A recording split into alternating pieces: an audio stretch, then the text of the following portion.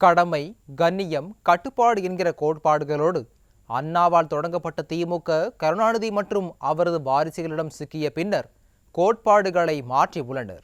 மது, மாது, சூது என மாறிப்போன திமுகவின் புதிய கோட்பாடுகளையும் திமுக என்கிற இயக்கம் புரட்சி தலைவர் சொன்னபடி தீய சக்திதான் என்பதையும் வள்ளுவர் வழிநின்று விளக்குகிறது இந்த செய்தி தொகுப்பு. அது என்னமோ தெரியல, தமிழ் சமூகத்துக்கு கனவுல கூட நல்லது நினைக்காத நம்ம ஊர் நாடக கம்பெனி தமிழர்களோட பெருமையை எல்லாம் அவங்களோட பெருமையா பேசுவாங்க. எடுத்துக்காட்டுக்கு வள்ளுவ பெருந்தகையை வச்சு இந்த விளம்பர கும்பல் வாயிலேயே வட சுடுற கதைய சொல்லலாம். திமுக ஐடி விங் தினமும் ஒரு திருக்குறளை போட்டோஷாப் பண்ணி போட்டுட்டு இருக்காங்க. நல்ல விஷயம்தான், இல்லைன்னு சொல்லல.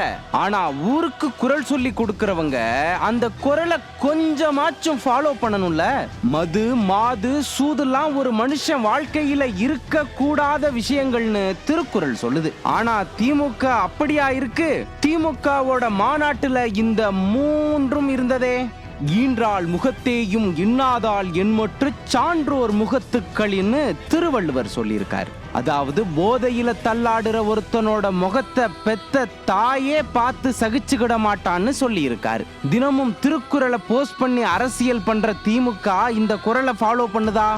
சேலம் மாநாட்டுல திமுக கும்பல் வயல்கள்லையும் மாநாட்டு திடல்லையும் குடிச்சிட்டு பண்ண அலம்பல் கொஞ்சம் நஞ்சம் இல்ல.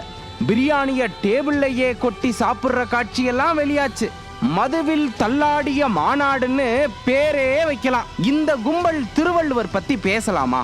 உடை செல்வம் ஊன்வொளி கல்வி என்று ஐந்தும் அடையாவாம் ஆயங்கொளின்னு சொல்லி இருக்காரு வள்ளுவர். அதாவது சூதாட்டம் ஆடுறவனுக்கு கல்வி, செல்வம், புகழ்னு எதுவுமே தங்காதுங்கிறார்.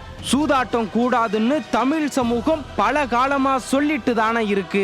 ஆனா தமிழர்களை காப்பாத்திட்டு இருக்கிறதா நாடகம் ஆடிட்டு இருக்கிற திமுக கும்பல் அதை ஃபாலோ பண்ணல. மாநாட்டு பந்தல்லையே ஜாலியா ரம்மி விளையாடிட்டு இருந்தாங்க. இந்த கும்பல் ஆன்லைன் ரம்மிய ஒழிக்குமா? எல்லாம் ஏமாத்து வேலை. சூதாட்டத்தில் மூழ்கிய இந்த திமுக இளைஞர்கள் இந்தியாவுக்கு வழிகாட்டுனா விளங்குமா? அடுத்ததுதான் ரொம்ப முக்கியம், மாது.